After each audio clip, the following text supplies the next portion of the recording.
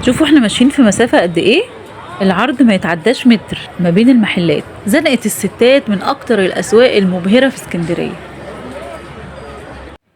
السلام عليكم.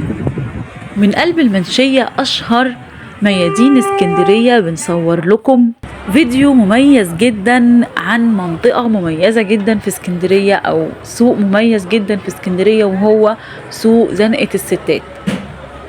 واللي هتنبهروا جدا لما تشوفوا تفاصيله وقد ايه السوق صغير جدا لكنه غني جدا في نفس الوقت. لكن في سوق زنقة الستات مفيش حاجة اسمها شارع.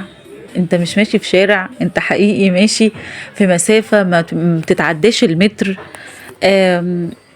المحلات زي ما انتوا شايفين كده على ايدك اليمين وايدك الشمال.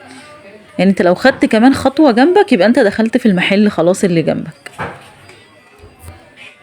سوق زنقة الستات له دخلتين، يا اما بتدخل من شارع فرنسا اللي هو بيبقى فيه برضو مشهور بالأقمشة ومشهور بمحلات الذهب، يا اما بتدخل بقى من عند الشارع الرئيسي بتاع الحقانية من عند فندق أمون.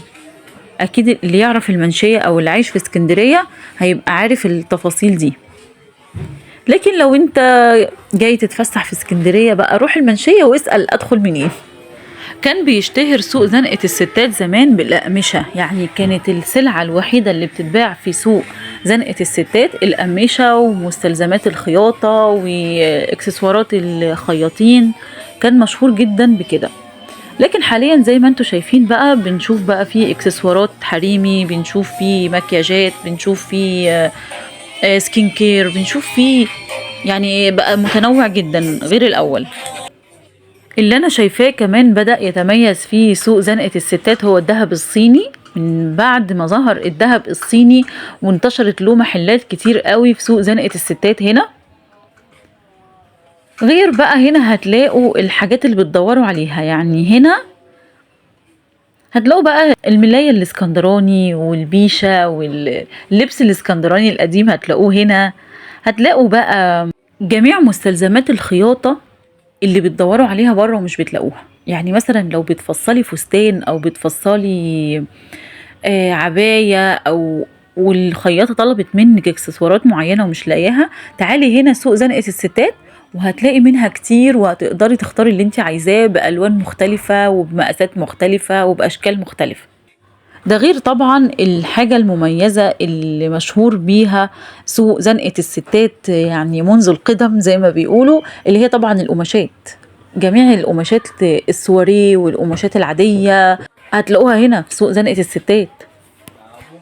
ولا أخفيكم سرا، أنا ياما جيت هنا وكنت عايزة أصور، لأن طبعا المكان مميز زي ما بقول لكم، لكن ما كنتش بقدر أصور من الزحمة. وزي ما انتوا شايفين يعني المكان ما فيهوش أصلا أي مسافة. فكان يعني يعتبر انت ماشي واللي وراك مستني دوره وراك علشان يعدي. فكان صعب جدا. فالنهارده بصراحة ما صدقت اني لقيت ان السوق يعني هادي شوية، فقلت اصور. بصوا بقى القماشات اهي حوالينا في كل مكان، حتى قماشات رمضان اهو.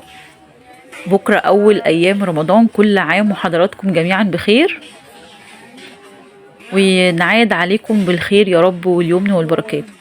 وهنا الاكسسوارات الحريمي هتلاقي بقى كل الاكسسوارات اللي تخطر على بالك هنا. بتختاري المقاس اللي انت عايزاه وهو بيحاسبك على حسب سعر المتر. هنا كمان مناديل كتب الكتاب بتتعمل هنا اهي. بتختاري الشكل اللي انت عايزاه وبيصممهولك وبيعملهولك.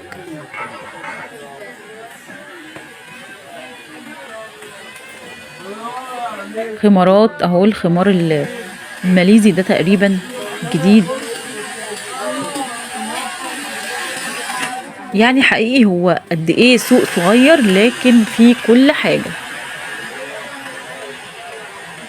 تجهيزات العرايس بقى، المروحة بتاعت العروسة والمفارش، ومفيش عروسة بتجهز في اسكندرية غير لما بتدخل سوق زنقة الستات. بيبقى فيه كل اللي هي بتدور عليه. هنا طرح بقى.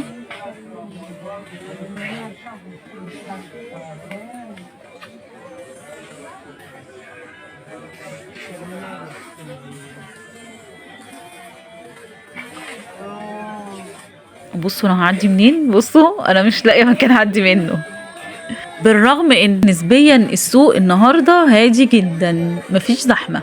لو في زحمه مش هتعرفوا تمشوا اصلا.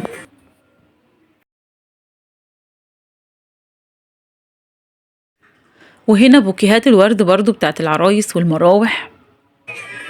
يعني المحلات هنا متخصصة جدا، كل محل هو ماسك تخصص معين.